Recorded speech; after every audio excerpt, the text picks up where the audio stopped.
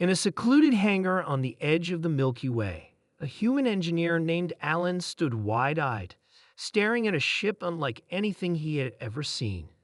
The vessel floated in midair, a sleek metallic structure that hummed with an otherworldly energy. Its design defied all human logic. Sharp, organic curves meshed with intricate geometric patterns, pulsing with a soft blue glow. The technology was clearly advanced beyond human comprehension.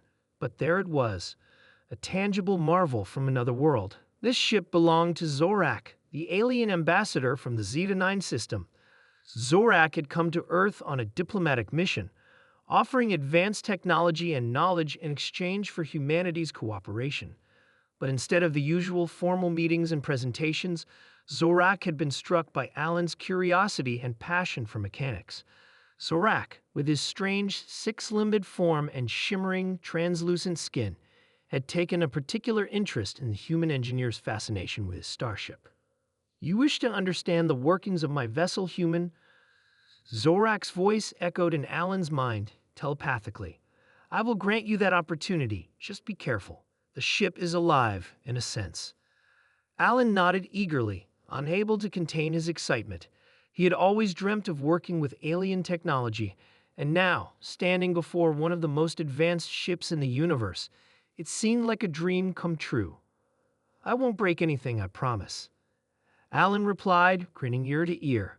Zorak chuckled, a sound like distant chimes ringing in Alan's head.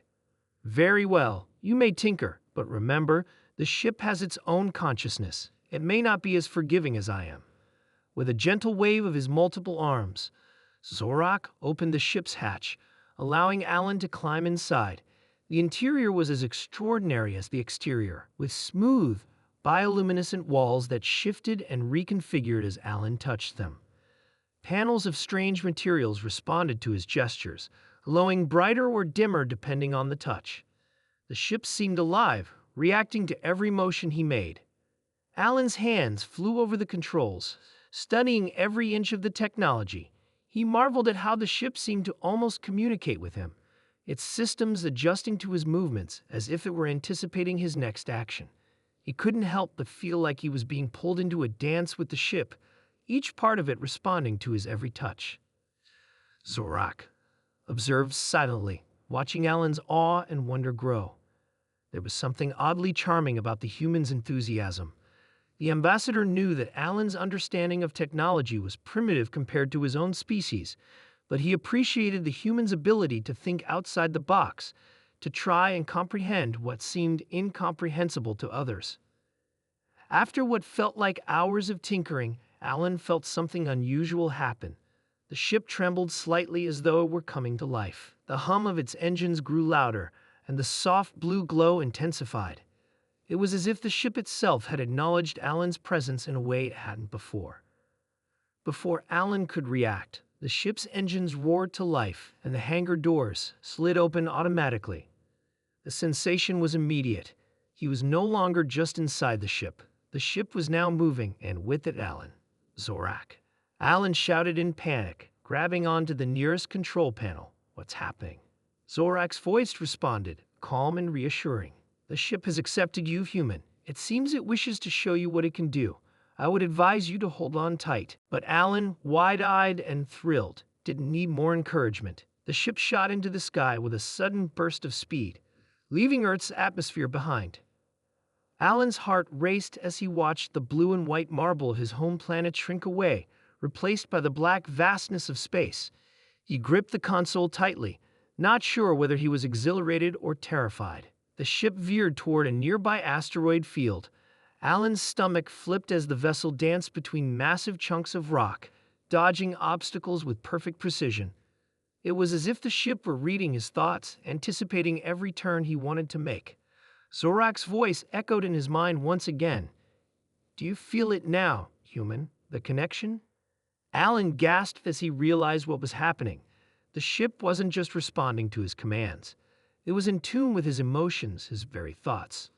It was more than a machine, it was a living entity, and somehow Alan had become a part of it.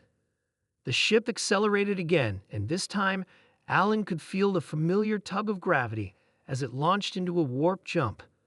In an instant, the stars around him blurred into streaks of light, and the ship moved faster than any human-made craft ever could.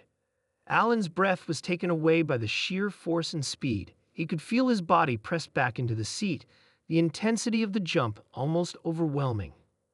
As they emerged from warp space, they were in a completely different star system, one with 3 bright suns circling each other in an intricate dance.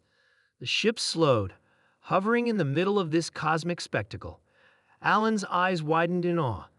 "This is incredible," he whispered. "I never imagined." Zorak's voice sounded more like a gentle laugh now. "You're experiencing what few humans ever will, Alan. But there's much more to this ship than speed and power. It is a gateway to the stars, a bridge between worlds. You are now part of its journey." The ship continued its journey, guiding Alan through a series of mesmerizing sights. Massive nebulae glowing in brilliant colors, planets with rings made of ice and rock, and distant galaxies spinning in the vastness of space. Alan was overwhelmed by the beauty, by the power and grace of the ship that was taking him on a ride he would never forget. As the ship finally began its descent back toward Earth, Alan could hardly believe what had just happened. The thrill of space travel, the impossible technology, and the connection he felt with the ship had left him breathless. When the ship touched down once again in the hangar, Alan staggered out, still in a daze. "Well, human," Zorak said with a knowing smile. "How was the ride?" Alan, grinning from ear to ear, could only manage a single word: "Unbelievable." Zorak chuckled again, his many eyes gleaming with amusement. "You have seen the potential of the universe, Alan. Remember this feeling. It will serve you well in the times to come." And as Alan walked away from the ship, his heart still racing, he knew that his life would never be the same again. The future had opened up before him, and it was filled with endless possibilities, just waiting to be explored.